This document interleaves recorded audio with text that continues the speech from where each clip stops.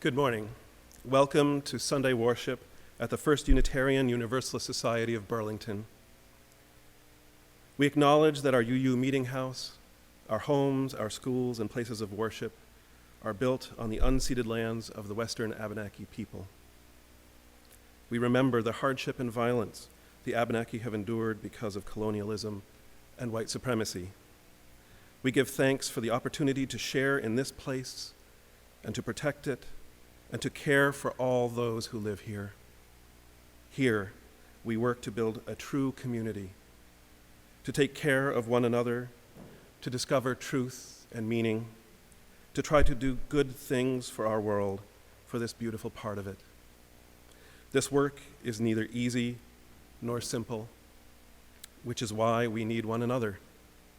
I'm so glad you are here, longtime members, newcomers, visitors. Whatever it took you to get here, whatever burdens and joys you're carrying, whatever you most hope for, most fear, all belongs. And so do you. I'm Geoff Duke, a member of the Worship Associates team. Developmental Senior Minister, Reverend Patricia Hart, is leading this service. Please join me in extending thanks to all who are making this service possible in front of cameras and behind the scenes. Special thanks to Woody Fulton, James Stewart, Memphis Everest, and David McFeeters for handling the sound and video. To James Stewart, our Director of Music, and musicians Wayne Schneider and Leah Morris. To Peggy Derby for the lovely flowers. Thanks also to Michael Wright, who edits the recording, which you will find on our YouTube channel on Tuesday. I have some announcements. Today is Sunday, October 3rd, and on the first Sunday of each month, we join other faith communities in Burlington and around Vermont in standing together in faith against racism. The vigil begins at 1 p.m. and goes until 1:30. We will have as many signs as we can supply from our regular love and justice vigils, and of course you're invited to bring your own signs as well. We'll be outdoors and maintaining safe distance, and you may wear a mask if you prefer. Please join us today at 1 p.m. and dress for the wet weather. First viewers of all ages are invited to join Family Faith Development programming in October. Each Sunday morning at 11, if weather permits, there will be coffee and tea outside the garden gate, and inside it will hold family chapel, followed by crafts and activities. Erica is working hard to create programs which focus on the needs of families with children while also having a multi-generational appeal. Fall Vespers services continue this upcoming Wednesday, October 6th, at 6 p.m. in the Memorial Garden. Again, dress for the weather. The key concept here is layers. Vespers offers a midweek opportunity for a soulful, musical, co-creative hour of renewal and connection. Please reach out to David Ruffin at uusociety.org to learn more about getting involved. All are welcome. Again, watch the e-news. And if you aren't already receiving the e-news blast, you can sign up on our website, uusociety.org.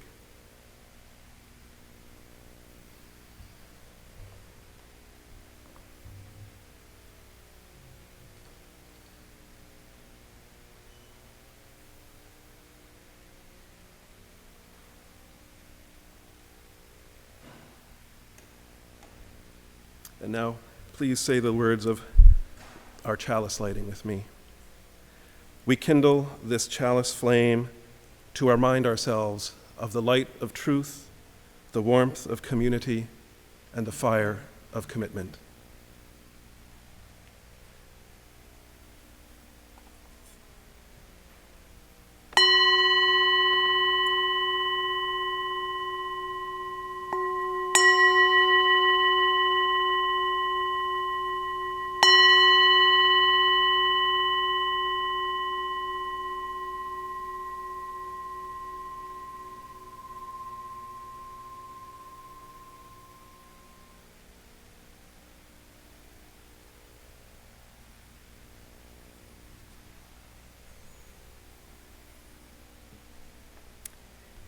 The opening words this morning are from Rumi, the 12th century Persian poet and mystic. You may have heard this before. This being human is a guest house. Every morning a new arrival. A joy, a depression, a meanness, some momentary awareness comes as an unexpected visitor. Welcome and entertain them all, even if they're a crowd of sorrows who violently sweep your house empty of its furniture. Still, treat each guest honorably. He may be clearing you out for some new delight. The dark thought, the shame, the malice, meet them at the door laughing and invite them in. Be grateful for whoever comes, because each has been sent as a guide from beyond.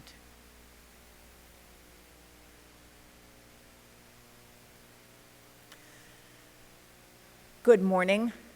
I'm Patricia Hart. It is very nice to be here, and I have to say it is really, really nice to have the organ happening as part of this service, to courtesy of Wayne Schneider. Thank you, Wayne, for being here. Thank you, organ, for holding up for all of these months of not being used.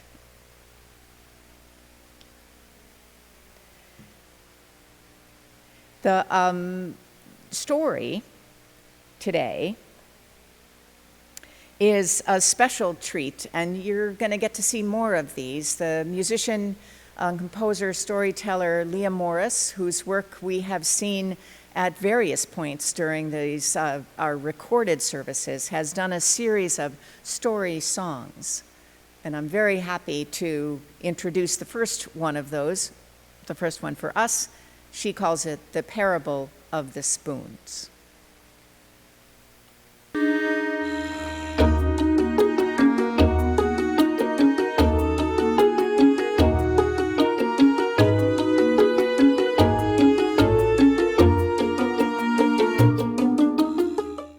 Let me tell you the parable of the spoons.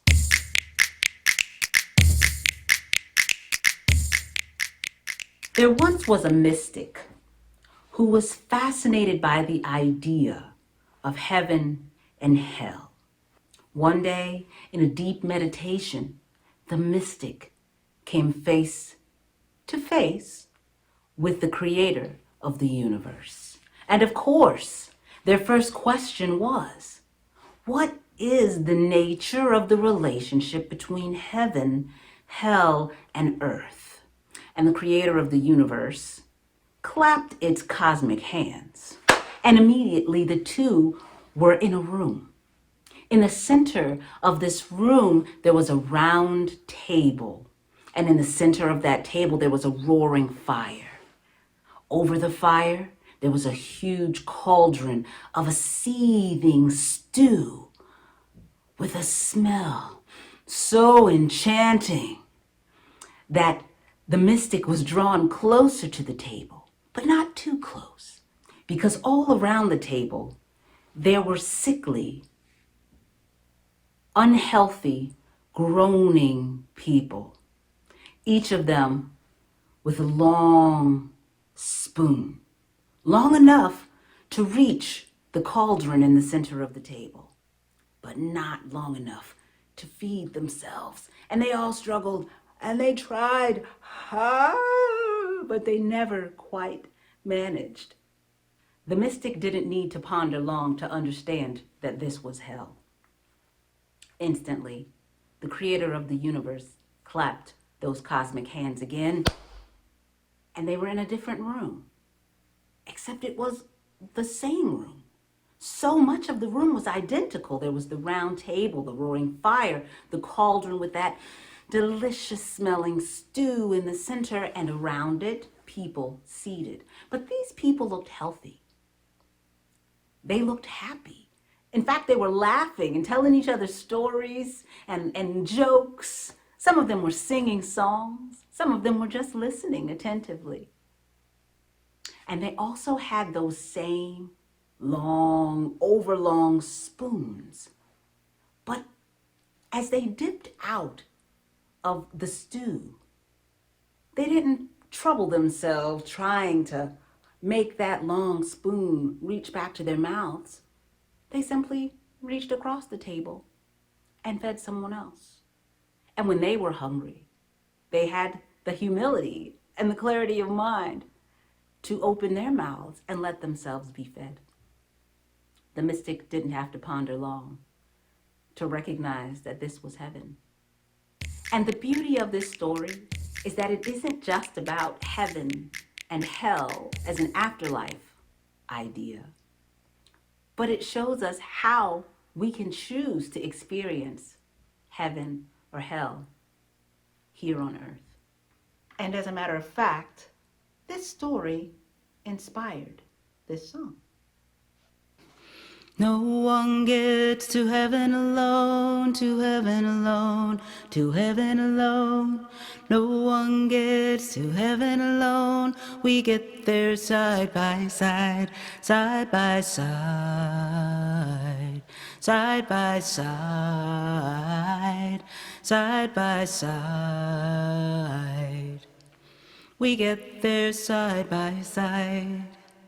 No one heals the world on their own, the world on their own, the world on their own. No one heals the world on their own. We're healing side by side, side by side, side by side, side by side. We're healing side by side. No one does the work on their own, the work on their own, the work on their own. No one does the work on their own. We're working side by side, side by side, side by side,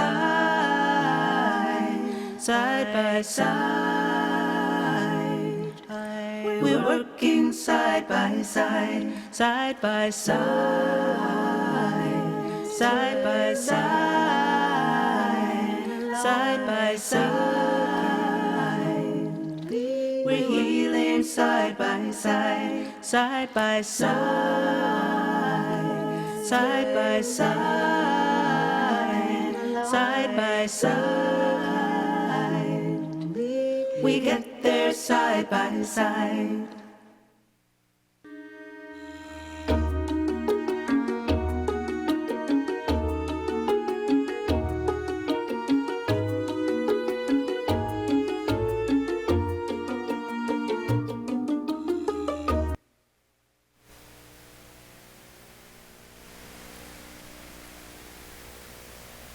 As we let these words and music settle into us, let us deepen together into a time of meditation.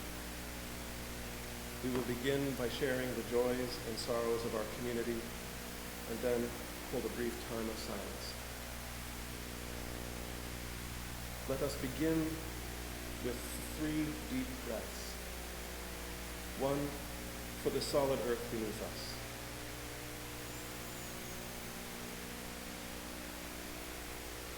One for the changing sky above us.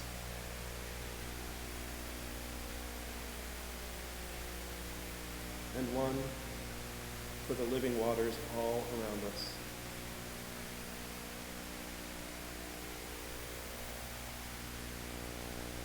Come now into the place of peace and holy listening. Let us hear these words of joy and sorrow for this day, October 3rd, 2021.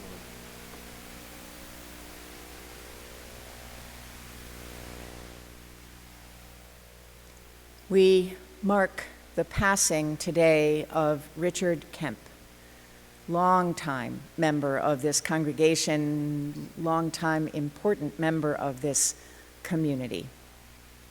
We are sad at his passing and look forward to celebrating his life, and we don't know exactly when, but the plan is to have an in-person memorial service right here in the sanctuary sometime in the spring, or perhaps close to Juneteenth. You will hear what the plan is, and I hope that we will all be able to be here. In the meantime, please do send your thoughts and condolences to the family.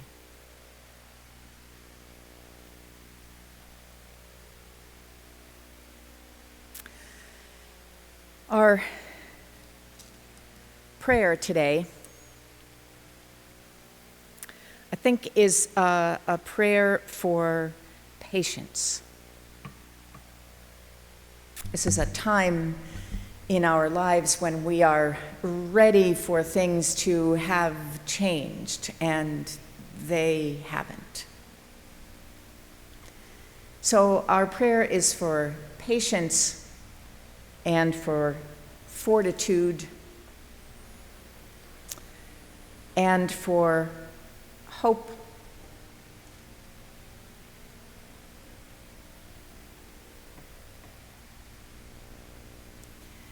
And a remembrance that we, though isolated, perhaps feeling disconnected, lonely, waiting for normal to come back, we still have each other. And I love Leah's song, the reminder that no one gets to heaven alone. We do the work. We are together. We help one another. We share jokes and joy and tears and comfort side by side.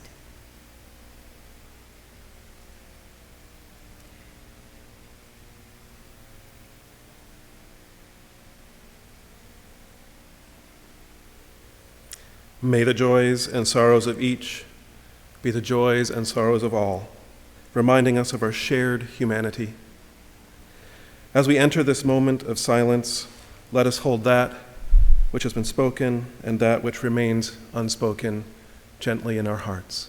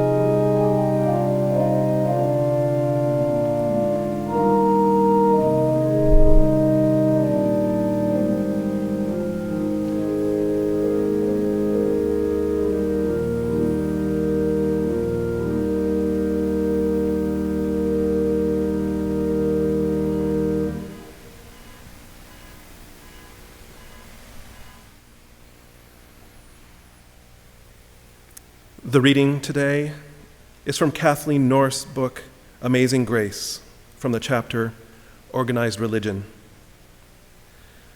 Not long ago, I did a poetry reading at a college that was co-sponsored by both the English and religion departments.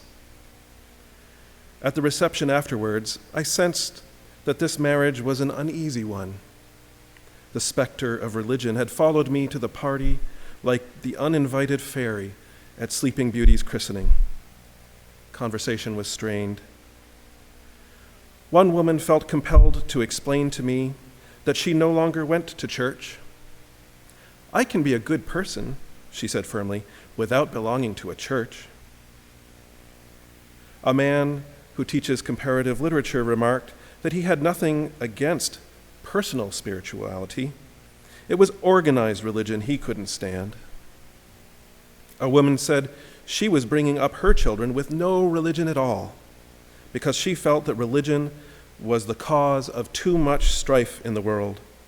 A man agreed, commenting, "Sometimes I think we'd be better off doing away with all the churches."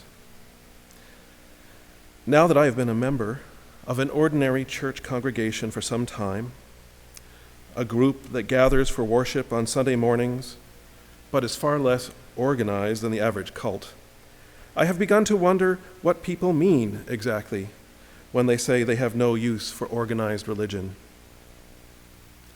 I have come to suspect that when people complain about organized religion, what they are really saying is that they can't stand other people. At least, not enough to trust them to help work out a personal spirituality. How can they possibly trust these unknown others, people with whom they may have little in common, to help them along on their religious journey? Many say these days that they can't find God in church. I don't find that surprising. Churches can be as inhospitable as any other institution. What does surprise me is that people will often claim that sitting alone under trees or on a mountaintop is the ultimate religious experience, much superior to being with other people at all. It may be pleasant, if a bit lonely. It may even be private if you happen to own the mountaintop. Otherwise, you have to worry about what happens when someone else shows up. Here ends the reading.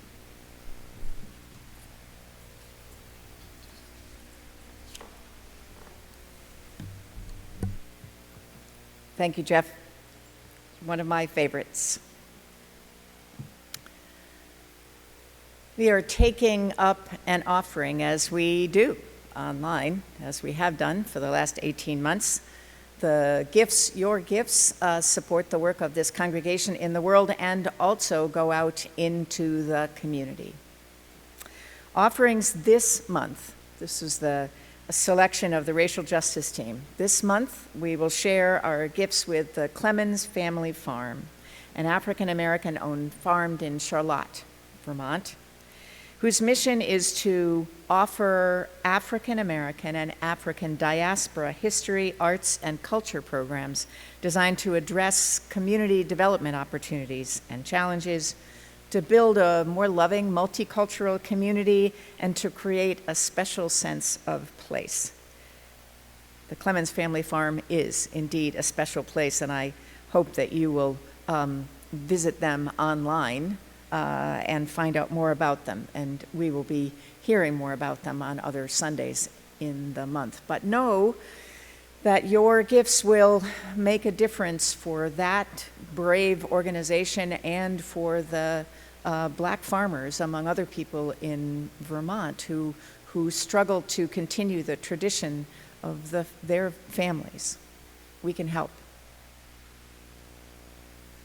And we remember that every week we dedicate our offering with gratitude in the service of our mission, to inspire spiritual growth, to care for each other and our community, to seek truth, and to act for justice. Your gifts will now be most gratefully received.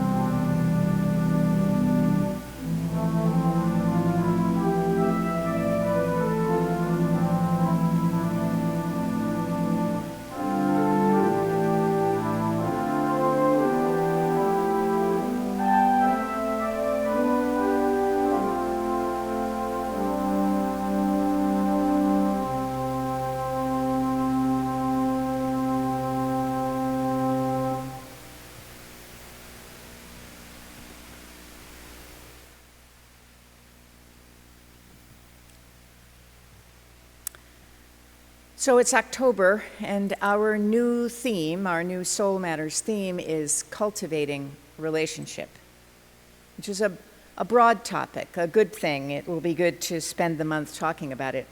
Today, specifically, I want to talk about hospitality, not as a social convention or just politeness, but actually as a religious imperative, something absolutely essential.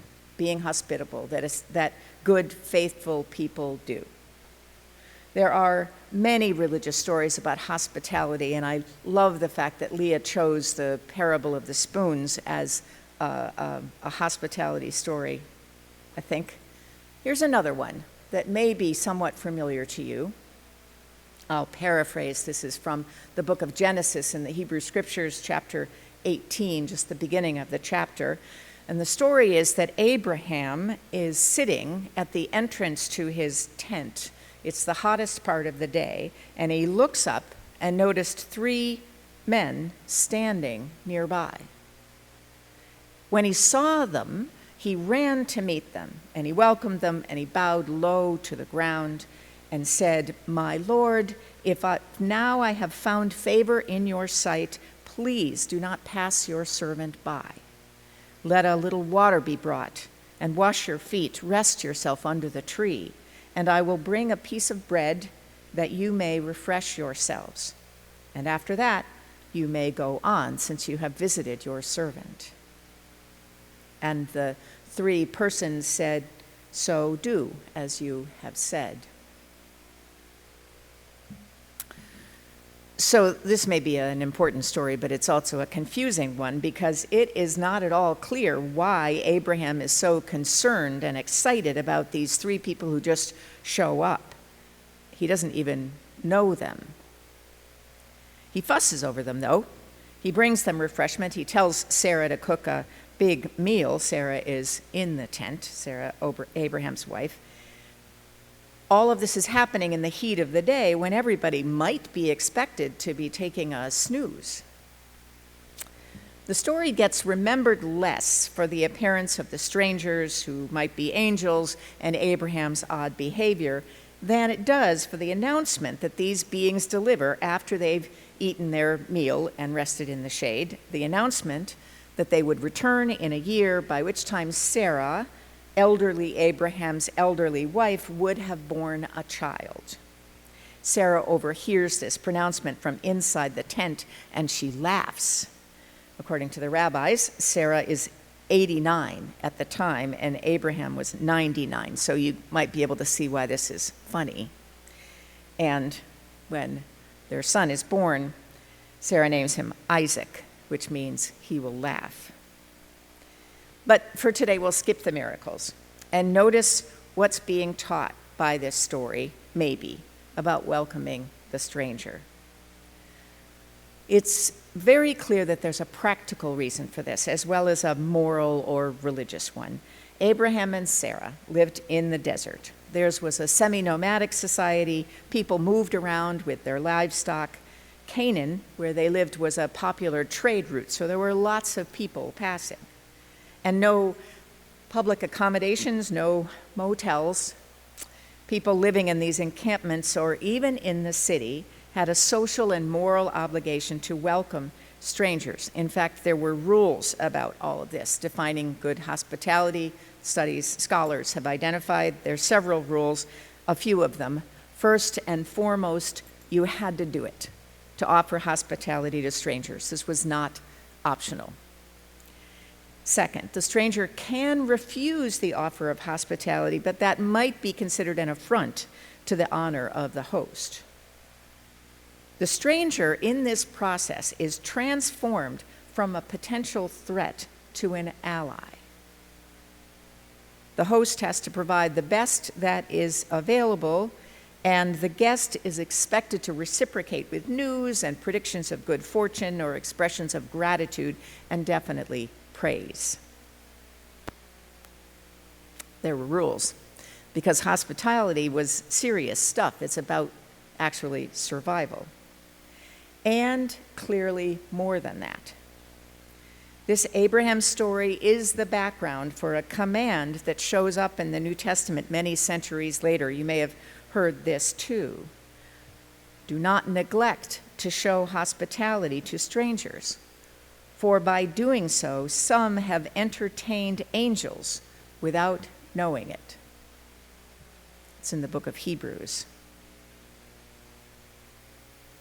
Do not neglect to show hospitality to strangers, for by neglecting that hospitality, some have entertained angels without knowing it. Angels. Or the text in Genesis is so unclear. Maybe it's God. Maybe Abraham knows.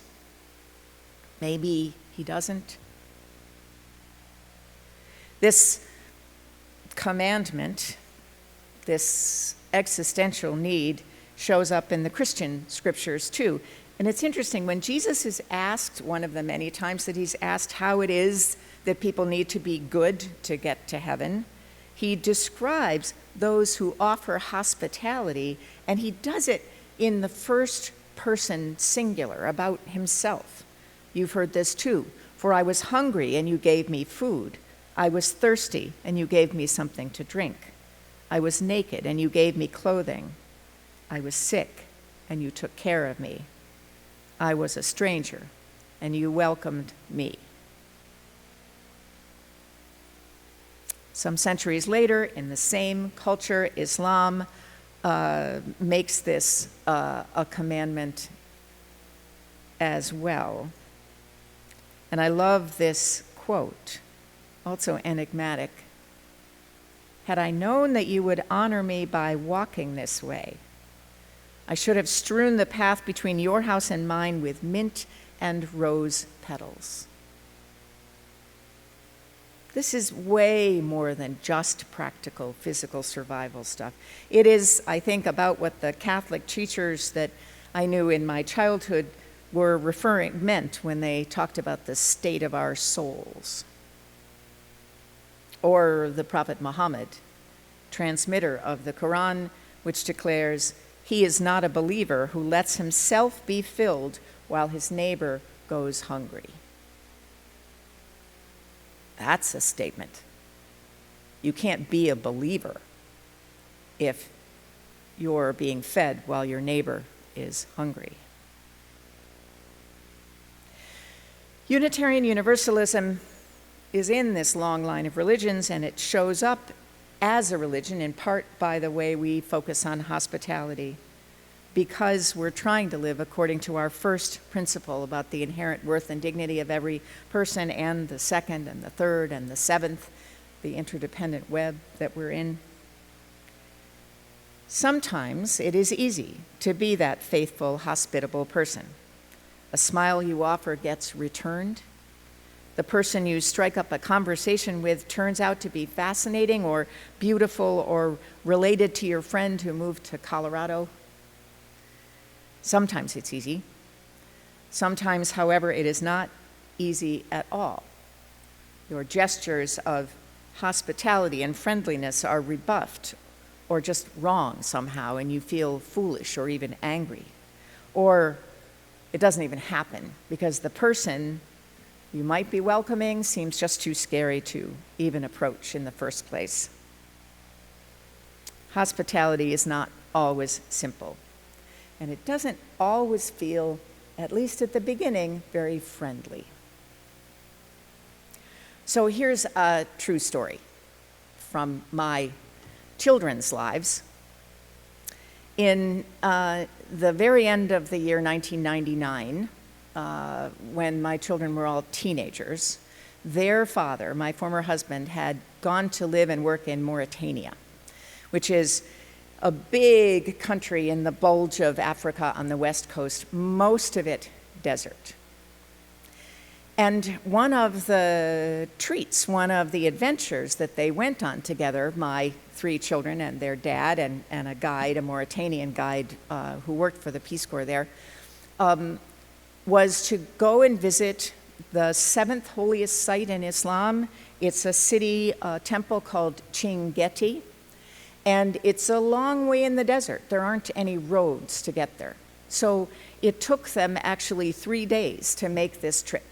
Most of it in a Land Rover, which can get across the desert without real roads. But for one of those days, or a part of a day, they rode camels. My 3 kids and their dad rode camels for probably a tiny fraction of this whole trip, but it took most of a day, and my children do not remember it as a terribly comfortable experience. The night before they were to switch to camels, they needed to find, and they did find, an encampment, maybe not that different from the one that Abraham and Sarah all those centuries ago were staying in. They knew it was there, their guide knew it was there. It took them a long time to find it, however, and it was getting late in the day when they showed up. And what they were doing was showing up. There was no way to send an email ahead of time, at least not in 1999, or a note or a something. They just showed up. This was also Ramadan, so people had been fasting all day and were getting ready for the evening meal, and the arrival of these 4 Americans with their 1 Mauritanian guide was not actually a happy event for the people gathered there in that encampment. There was a protracted argument, in fact, among the people, Mauritanians, I assume, who were arguing with each other in Arabic, so the conversation, the words were not intelligible, but the message was clear. Maybe we shouldn't let these people in. Who are they anyway? Who invited them? We have limited resources. No, this doesn't seem, look, they've got this big car. No, we don't need to let them in. But there were people arguing on the other side. And what my children tell me was the memorable moment was after this discussion had been going on for a while, a very old woman who was in this group got up and walked to the edge of the tent and got a wooden stake, and it was clear that the stake had verses from the Quran, one imagines, written on it, and she brought it over and stuck it into the sand and basically pointed at the text, which one can imagine is the text that says, you can't be a believer if you're not welcoming the stranger. And that ended the argument. They were welcomed in. They were given a place to sleep. They were not given food because it was Ramadan, but after everybody in the encampment had gone off and had their service and eaten, they brought some food back and woke up my family and insisted that they eat too. I've asked Charlie to tell me this story, my youngest son, several times, and I was reviewing it with him this week when I was talking to him on the phone, and he reminded me that this, in fact, was not the most dramatic gesture of hospitality that the boys received while they were in Mauritania. That was the gift of a television that they could watch while they were there. The Reverend Lynn Unger wrote a piece about hospitality some years ago, which starts out by talking about flirting with babies and toddlers at the store, mostly for the smiles. You know, I do this too. She was doing this friendly thing with a little girl while they were both in line at the bank, and the little girl turned to her mother and asked, "Is she a stranger?" Which brought Lynn Unger up short, knowing that the real question was, is this person safe? We want to be safe. We particularly want our children to be safe. Safety is important, and also, Lynn Unger says, it is a danger, because a commitment to safety fights with the commitment to hospitality. Here's how she puts it. Safety builds walls to make sure that nothing and no one who is dangerous can get in. Hospitality throws the doors wide open, making walls irrelevant. Religious hospitality, she asserts, is about greeting the world with an open heart instead of fear, even when fear is justified. And she says this amazing thing. She writes, Abraham and Jesus and Muhammad were not naive. Each of them had had terrible encounters with dangerous people. They knew by experience just how unsafe the world could be. But their answer to the dangers of the world, their response to being surrounded by strangers, was to invite them in and to insist that their followers do likewise. They understood that the way we become safe is not by building higher walls or installing stronger locks. The way we become safe is to create an ever larger circle of people who have been transformed from strangers into friends.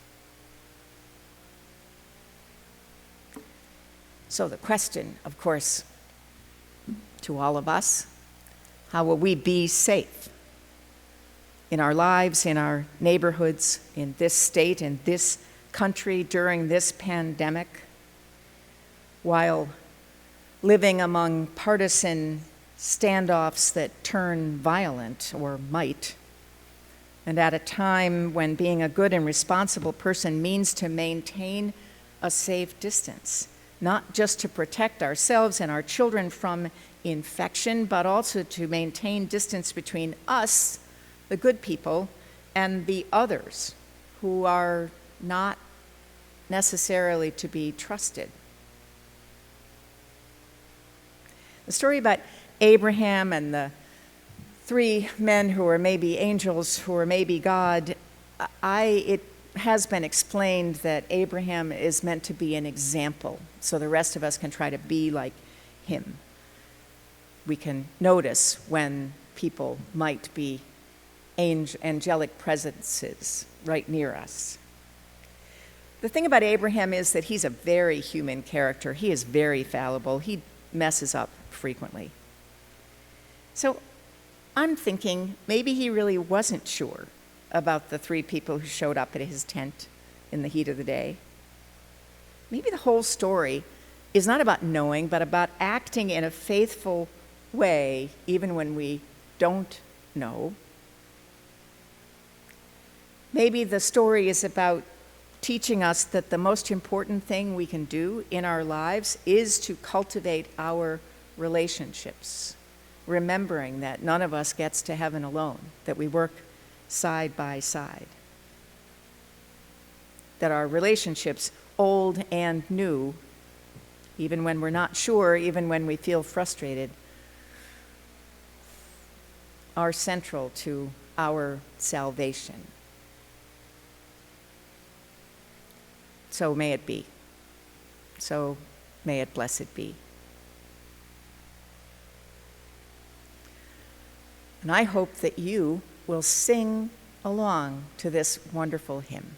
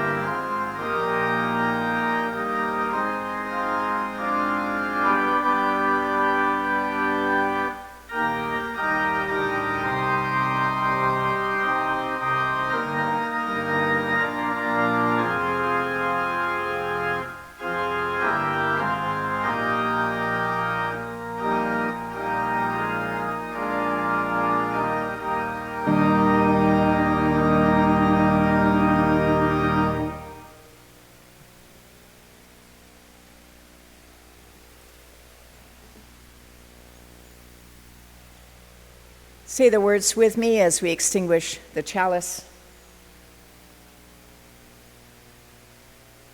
We extinguish this chalice flame, but not the light of truth, the warmth of community, or the fire of commitment. These we carry in our hearts and share with the world until we are together again. So our words of benediction today begin with, so let us begin. Let us go forth into our lives in the power of our love and the strength of our compassion and our faith, and begin our lives again today, knowing that we are good, that you are good, that your gifts are needed by the world. May this be our prayer. Go in peace.